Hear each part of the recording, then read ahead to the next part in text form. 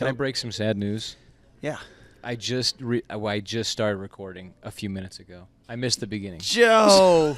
I'm gonna do the intro one more time, and then we'll go back to where we were, and then it'll all be back to normal.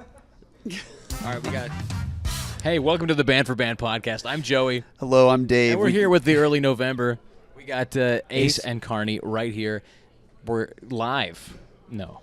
We're recording here in Boise, Idaho at Treefort Music Festival. Guys, thank you so much for coming out. Glad to be here. So pumped. And now we're going to fast forward. So as we were saying, Boise's Chompers. Yeah, I had my best show ever here. Yeah. Screaming. I lower my guitar and just start screaming, like without a microphone and without an amp or a PA, because I'm like, if y'all aren't going to listen, then I'm just going to yell until you feel awkward. And then they shut up for like a second. I was like, I did it. I won. And it only lasted for 1 second. It was miserable. But that happens. Those things happen, yeah. Honestly, that is bad for a worse show, but it could have gone, I probably had way worse. That was just an annoying, an annoyance show. Because I'm old now. Like, that's the thing. If I was like younger, I'd be like, oh, cool, yeah. People showed up. Yeah. But I think I was like, I was sitting there and I'm like, you know what? I am old, and these people are just, not that they should care, but I guess it's different. If I was playing like an open mic somewhere, I would get it. This is like a regular show. You know who I am. They know who I was. They just would not stop talking. Yeah, it's a weird thing when you have that, like when it's a show where they're fan, like why would they be there if they weren't fans, you know what I mean? And so it's like, what's going on? I took pictures for like an hour afterwards, just like, and I'm like, why aren't you guys talking so much? Oh, dude, we're just having a good, that's how it is here. Yeah. They're like, you got to get used to it because that's how it is. I'm like, oh. I don't want to get used to that. Yeah, I don't want to get used to that. That's scary. Do they call them chompers? Is that what they call people who talk at concerts? Have you heard that before? I've never heard that. Chomper? Maybe that's just at like Grateful Dead or Fish shows. Yeah, it could be. I'll start using it. Chompers. Chompers, yeah. So you guys are among like the early 2000s pop punk OGs. Mm-hmm. And I don't even, that's not like an understatement. Like, you guys were on Drive-Thru, right? Mm-hmm. Yeah. What was that like being among, like, in my eyes, you guys are like the top of that era, among like the top of the groups from that era. Well, that's very nice. It was cool. I mean, the energy was it was electric all the time. That was a really, people were just finding out about it, and back then when you found out about something, it usually wasn't through Instagram or something like that. You had to like learn about it yourself. So the excitement level, I feel like for people back then who would come to shows was just a little bit different in the sense that like they spent time thinking about it. They had to do the research. They had to like dig it up and talk to their friends about it. And it was more of a social thing. What music is always a social thing now, but it was different in the sense where now you could do so much internally, by yourself, just scrolling. So the energy was awesome for that. The excitement was super high. Obviously, we were all younger, so we matched it, and it made a lot of sense. And being around all those bands, like coming up with, Taking Back Sunday and Starting Line and all those guys, like, I mean, Taking Back wasn't on Drive-Thru, but like touring with them back then in 2002, and so many bands that we came up with was really, really cool. And Drive-Thru was a force to be reckoned with back then. It was like the Drive-Thru tour, you're doing the Invasion tour, the Invasion in Europe, like all over the place. They were such a huge staple. So it was very cool, something we were very fortunate to be a part of. Was MySpace a big part of your promotion? That was post, Joe. MySpace was like MySpace was towards the end. After. Yeah. But MySpace we did use it. We did use it. We were, I guess it would be the mp3.com era, whatever. But yeah, MySpace came about towards the end of our first stint. And I remember that was when Fall Out Boy was like the first band to really blow up. And we were super, super close with Fall Out Boy back then. We were, like, you would consider us like best friend bands back in the day. But they were the ones who like used MySpace so well, and like I remember watching them. I think they might have been the first band to hit 1 million plays on MySpace, which back then was like, that's huge. It was huge. Yeah. It was absolutely huge. What did you guys do to get the word out about your shows? back pre-social media era, what was like the, posters on light poles and Yeah, a lot of flyers, a lot of handing out flyers, a lot of if you were on tour, you would and you were doing like a say a smaller tour, one that wasn't like at big venues that people were used to coming to, you would go to the mall, cut up flyers, hand them out before the show, like in the morning. If you got there the night before, hand them out the night before. That would be a way. You would always try to put like local bands on the show because they would help spread the word. And the scene back then, and I hate to sound like I'm a back then guy, like good old days kind of guy. Yeah. That's not what I'm trying to do. It was the community aspect of it was, in a sense, what was made then was much more about, helping somebody and then pulling them up, and it was a very big deal, to the scene back then. It's awesome. And you guys are like, I feel like your story of getting on, like getting into the limelight and getting on Drive-Thru is like just a classic. Because didn't you just submit like a tape to them? Like you mailed a tape to them or something? We mailed a VHS tape, yes.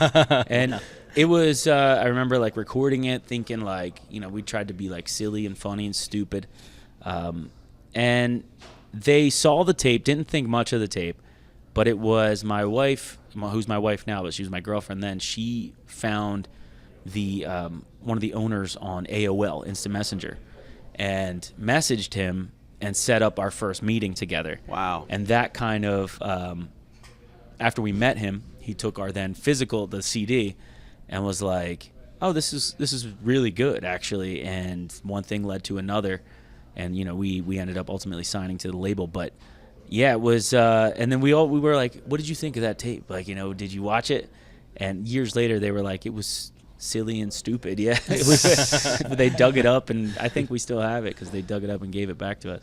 Wow. But yeah, that's awesome. It's different. I mean, it's different times. Yeah. Like you were passing out flyers at the mall. You sent in VHS tapes. Your now wife, messaged on AOL the right guy, and it's like, what's it been like being like moving from a band of that era, like in the modern day? It's like it's a lot of different emotions, really. Yeah. Honestly, I'm going to be fully transparent. Like, there's a lot of pride, a lot of gratitude, but there's also a mix of other emotions as well. There's sadness because grief. Yeah. Like, I remember how that felt, and I'm not saying that it doesn't feel the same way for somebody coming up now, but yeah, it is different in the sense when you were allowed to be, genuinely ignorant about something or not know it or just stumble your way into finding something. That was a beautiful thing because it shaped you, and it was like how a rock shapes as it rolls down, the bottom of a bubbling river or whatever. Yeah. It's like you get shaped by that stuff. And it's a little bit different now. And I think I look back at some of the bands and how you have to attach now a viral sense of what you are to yourself from day one. You have to attach a mission. You have to hold a flag, and you can't put that flag down. So it's like my biggest gripes with music now are that artists are storytellers, right? Bands are storytellers. We should not be the ones giving people advice. We should not be talking about things that don't have to do with music or emotions. We're masters at manipulating emotion, and for some reason now every young band has to hold a flag, plant it, and be like, this is how you should feel. And it's like, the reality of life is we have to work through things together. We have to figure things out together. We shouldn't have a belief at 16 and say this is who we are for the rest of our lives. If I was that, I would be stuck. Like, look, I was the dumbest kid in the world. Like, so I look at that and I think about how the industry was then, and I just think that there's a lot of Mixed innocence. feelings. Yes, Yeah. there's a lot of innocence that is stripped away from people way too early. I think it's interesting what Beautifully you said earlier, said, Ace. too, Yeah, about like effort, and I think there's I don't know, do you feel like there's a big difference now just in how hard it is to find new music or like shows or to find out about stuff that's going on, like that, maybe you'd appreciate it more, and maybe that's diminished a little bit now? I mean, I feel like it's easier because of social media, like to see all the stuff. But in terms of like trying to get signed and all that stuff, I feel like back before if a record label saw something, you didn't have to sell any tickets, and they would just because it was a different way. It was more like you were able to see a future in something. You didn't have to see all the facts right now. You didn't have to see like, oh, you already have like, you get 100,000 TikTok plays, whatever, every single thing you put up in the first half hour. It's like now it revolves more around that, which is to me, like, I mean, I think that's the dumbest thing in the world. Do you guys have to make TikToks? I don't, but someone in our band does. I refuse to. But I mean, no shade to the bands. I mean, that's just kind of the game you have to play today, right? But sometimes I'm like, can you imagine, like, I don't know, like the Rolling Stones making, like doing like a synchronized dance. Let's be real. If that were the case, every single band from the 70s would be canceled right now. There would be no there would be no like it was just like it would be an insane thing to think about these people as kids. And it's hard to imagine some of these like, very serious artists and deep poets and thinkers like, make some content for it feels like it's insulting almost. Yeah. But I do get that even great bands today have to do that because that's just how else are you gonna? I mean, that's the marketplace, like the you town said, square. It's the name of the game. Yeah. How has your? We were talking before the podcast started just about like being a family man and everything, and how has your relationship to the music industry and like your profession changed over time? Like with where you're at now compared to where you were at 20 years ago. That's a great question. Well, 20 years ago, I had a much different, viewpoint. Now it's like I attach so much weight to it. Everything I do has to have a purpose and some type of way that I could, I don't know, like somehow I could value it. And I'm not talking value as in terms of like monetary or something like that. I'm talking about value, how it's going to, how I'm going to be able to distribute that to my family, how I'm going to be able to be a lesson, be a parent, how I'm going to be able to set an example. It can't just be like have fun. Like I'm about having fun, but I'm also about like I think more being an example and having some type of purpose with everything. So like I have two teenage kids now, and it's everything I do. I try and be like, okay, they're going to be out into the world pretty soon, so I have to, not get mad, or if they see me go through a moment where I struggle. Like I'm either going to have a hot head and they're going to learn from that and see like, oh, well, when you get put in a corner, you have a hot head, or they're going to see me navigate that in a way that's that they could learn from and maybe think about a little bit differently, which is something that I very much make a conscious decision about. And in terms of business, the biggest thing that I try to lead with is not doing things for financial gain. Obviously you need money. It's awesome. I have a love-hate relationship with it. I don't want it to be a driver in how they move through life, though. I know that might sound like counterproductive, maybe to some parents, but it's like, you can't. I do believe that you can't buy happiness. You can settle and buy that, but I think given where the world is headed right now, you got to be passionate about something because in 10 years, who knows? The way things are moving, who knows where we're going to be? And Mike's about to be a father. Congratulations, man. Congrats. Yeah. That's exciting. Thanks. Yeah, so it's like there's a lot to think about. There's a lot to attach to it. So 20 years ago, it was very different for me. It was like, I was in my early 20s, and oddly enough, was at the most exciting point in my career-wise, but I didn't know how to use it. So yeah, bouncing off of that, I kind of answered one of my own questions that I had, which was, you guys had like a hiatus, I think, from, was it 06 to 11 or 2007 to 2011, something like that? 7 to 11. It was the end of 7 to 11, yeah. And I think my question was going to be, why was that like the hiatus period for all the bands of your generation? And I think the answer, it seems like, is just that's when you guys were all having kids. Is that accurate or no? Not about kids. That was before kids. That was a while before kids. I think the best way I can describe it is we were a part of something that was small that became really big. and it's like a roller coaster. It's so exciting going up, and then as soon as you hit that little top, you could see the ground. You're like, why did I do this? And everybody sort of reacts the same way when they get afraid that the well is going to dry up. They don't really know how to act. Get off the ride. Yeah. Interesting. Yeah. So I think, and you end up like there's a lot of conflict. Like you get these guys that are, or kids or people or humans or whatever, that you throw into this little pot here, and then once the water starts to boil, it's like it gets hot, and you don't know how to deal with that. So you have conflicts with each other. You're fighting each other. You're trying to stand on top of each other to avoid the, the ultimate boiling in the water. And that happens. That happened with us for sure. We were at a point where we were very upset with each other, business-wise, creatively, all those types of things. I don't think there was a moment where we were like super peaceful. It was very intense at that time. So that's kind of one of the things. I think a lot of people, your goal was to be able to play certain rooms, draw a certain amount of people, have a bus, whatever it was at that point, and then you hit certain things, and then all of a sudden there's like 5,000 bands that are doing the same thing. This genre just blew up, and now you're competing instead of pulling people up, like I was talking about earlier. Yeah. Like we came from an area where it was pulling people up, and then everybody's up, and it's like now you're competing with everybody. And when your best friends are a band like Fall Out Boy, who become the biggest band in the world, you can only look at yourself and be like, I'm not good. Yeah.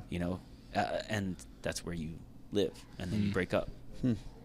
Yeah, well said. I mean, it's interesting. I mean, you guys took a hiatus, and then I think looking at like that timeline, I think Yellow Card took a hiatus. Pretty sure Starting Line took a hiatus, literally at the exact same right. And, right after. And so it was like it must have just been for the pressure cooker was just. I think with a lot all the way up. Yeah, there was a lot of expectations. Yeah. This wasn't a scene that was built on major labels, but it ended up at major labels. And you're not wired for that. Yeah, very well said. With you guys, recently, your most recent album was the self-titled one, is that right? Yes. And what was it about this last album specifically that gave it the trophy of... you feel like, when a band does a self-titled, that's a statement. It's like, yeah, this is us. This is who we are, So why release that now? Because I from my point of view, I felt like I'm not sure if, how many more we're going to do. I want to do it forever, but I also don't want to just drive it fully into the ground. And not saying that I'm being over dramatic, probably framing it like that, but it feels like that. So I was really proud of the album, and I was like, if it is towards the end, I don't want it to be just a period. I want it to be an exclamation point, because I feel like the energy on that is worthy of exclamation point. And whether or not it was received that way, I loved it. Didn't matter. Thank you. Yeah. I appreciate that. Thanks. Much appreciated. But yeah, that was really the reason. Yeah.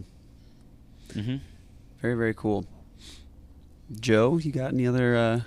I do, actually. So the name of this podcast is Band for Band. It's kind of a joke, but we love to talk to bands about bands they love. So we asked you guys to think a little bit. What's a band that you both love that you could nerd out about? Is there a band you love to talk about? A band that I would love to talk about. Is this a personal, like, we know them? We're like friends with them? Or just bands that we just love? one that means a lot to you. One that if you saw them on the street, like you would nerd out. Like you would kind of be like a fan, like maybe like embarrass yourself a little bit. Yeah. I think there are probably a couple, but I would have to go with one that I listened today on the way here. And that's Pearl Jam. I would have to go with Pearl Jam. Nice. I would nerd out hard. You love Pearl Jam too. I've been going deep into my Eddie Vedder phase pretty recently. Specifically, that it's Into the Wild soundtrack. The Into the Wild soundtrack is insane. Yeah. It's so good. Yep. It blows my mind how good it is. And Pearl Jam, honestly, like they inspired so many copycats just trying to sound like Eddie Vedder. But it's like, no, like Eddie Vedder, he's the guy. Are they the top of that scene? For me, yeah. For me too. I think so. Yeah, I think that, like you said, they inspired a lot of people to try and replicate what they couldn't, and then it ultimately ended up being like the first like meme. Yeah. Yeah. Very fun to sing like Eddie Vedder. Yes, that's the thing. That's the bit. How about you, Carney? What do you got? It's hard. But I feel like someone I've been listening to for like a really long time now is Anderson .Paak. Yeah, just because talented boy, ripping drums while singing. He's really good at drums. Now he's doing movies too, and he's a crazy performer. Do you like the Silk Sonic stuff? I do, yeah. I like completely changed my opinion on Bruno Mars. Oh, yeah. Like he's been around like since I was a kid. You know, he's like writing fun pop music. But then when that came out, I was like, okay, all right. He's good. I like him. Yeah. I play the bass. Dave plays the drums, and so I would try to learn a bunch of Anderson .Paak bass lines like. Come down, yeah. It's really fun to play and just fun to sing along to, and so he's got the groove. I love man. Anderson. He's got it. Yeah, for sure. So you guys, next up coming for you guys is you got quite a bit of tour remaining left, right? With Hello Goodbye. Couple weeks, yeah. It's just a couple weeks now. And what's after that for you guys? We got the Warped Tours. We're doing 3 of the Warped Tours. I forgot Warped Tour is back. Yeah, we're doing those. We have a couple festivals at the end of the summer, and then UK version of this tour. So we're back with Hello Goodbye through the UK. And that, I mean, we were talking about some other things through the end of the year. But as far as 2026 goes, that's probably going to be it. You know, we'll see. We'll probably pepper some things in there. But any new music you guys are working on? We're thinking about it. But it's right now. It's a thought. It's not like a, there's always going to be the desire to do new music all the time. You know, but we'll see. Right now, like I said, it's a thought. We'll see what happens. Hopefully. I got a question. Just you saying Warped Tour made me think about this, but what do you guys think about nostalgia? Is nostalgia like bad? Is it a destructive force, or is it something you can embrace without letting it consume you? Because I don't know. I mean, you guys you're not old, but you've been around for a couple decades, right? And I think a lot of older bands kind of fall into this trap of we love this quote. We talk about this all the time, but it's from a documentary about Sparks. You guys know the band Sparks? The one that Edgar Wright. Anyway, so there's a quote in the documentary where he says, sometimes older bands just become like a tribute band to the band they used to be. You know what I'm talking about? Yeah. And so, I don't know, how do you keep it feeling like fresh without just like, leaning into like, the good old days? You know what I mean? What's your view of like nostalgia, looking forward but also looking back? Because people come to your shows, they want to hear the old stuff too, right? Absolutely. I think I look at nostalgia like the Force. You got to be responsible with that power, because you'll turn to the dark side real quick. It's like that. This is just a random example, but like the Beach Boys just came to my hometown in St. George, Utah, which it's like it's none of them. It's none of the original Beach Boys. It's like I think maybe it's like Mike Love, and then it's all other just random people. It's like the ship of Theseus, Yeah. And it's, I mean, not saying that they shouldn't do that. People want to hear the music and it's fun and people love them, but it's like, I don't know, what are they doing? Why is the band still touring? So anyway, sorry. Yes. Yeah. I think that is they were such an iconic, massive band. I can understand that. There's still like a dude left at least, so there's probably people where that would mean something really special too. Sure. But I look at it like there are a lot of nights where we will play old stuff. We'll play some newer things. It is when you decide to tour and do that for a living, it's not about what you want to do. Why are you touring? So it's a deeper question for me. It's like, I've always said since I started was like, I want to be relief for people. I want to be a light in a dark place, whatever it is. So if a night that you come to a show and you're like, dude, I don't know what you're going through. I talk to some people though and hear some heavy things where it's like, I needed this. And when people are saying things like that, you want to, as a human, just be there for that person. If that takes playing an old song, then great. But how I feel about nostalgia, I think everybody's using it right now, and to their advantage. Will it ultimately, eventually fall? For sure. Because I think the risk is you get like, it's like feeding on itself. You know what I mean? Like if everything's nostalgia, there's nothing new, and then there won't be anything to be nostalgic for, and then it collapses. Yeah. Exactly. That's why you have to be careful with it. That's why I said it's like the Force. You gotta like. That's a really interesting answer. You can't, I like that. You can't abuse it. You gotta be nice with it. You gotta really use it just right and use it when you need it, not all the time. So that's how I think how we've applied nostalgia to our everything. I've tried to hit it with like, all right, if there's an important 20-year anniversary, yeah, we'll do that. But everything else will be like, we're not leaning on it to be everything for us. And that's kind of how we've tried to navigate it. But yeah, I mean, I guess time will tell how that all plays out. Hey, if you're still, in like 30 years, still, I won't judge you. Yeah, we're doing 50-year anniversary. We'll see you here 30 years from now. Yeah. What about you? Do you have any thoughts? I mean, not really. You don't have to. That's a great answer. That is so good answer. Great.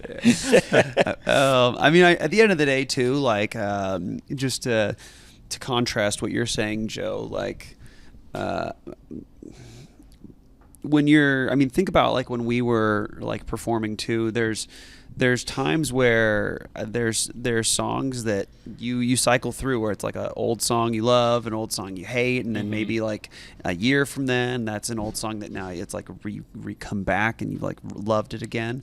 But at the end of the day, like the person that determines the set list more than anybody else, I feel like, is the audience. Yeah. You know what I mean? Like, and it's like if you guys are like your newest stuff, like if it's really like striking a chord, then it's like now the audience is gonna want that like included as well. You know what I mean? But at the end of the day, like the thing that's gonna bring people to shows, the thing that's gonna, they wanna just hear their favorite stuff. And sometimes it's like older, sometimes it's like older and newer, sometimes it's just newer. You never know. Yeah. They want to feel it. So, where can people find you guys for upcoming shows and music or merch? They want to buy albums. I think you could do everything from Spotify right now, or the Early November Band. Yeah. Does it? EarlyNovemberBand.com. You could check that out. But yeah, I mean, I think that probably that has everything. Yeah, Sweet. That's got it. Well, thank you guys so much for coming on. We appreciate it. Absolutely. Yeah, you guys are taking the awesome. time. We're Thank super you. excited for your set tonight Meeting too. with Thank us you here very in much. Boise. I think it'll be maybe my second or third time. seeing you guys. Nice. Awesome. Sweet. We really appreciate it. Hopefully, Yeah, we you won't guys let are you down. Yeah. Bye. See you guys. Awesome.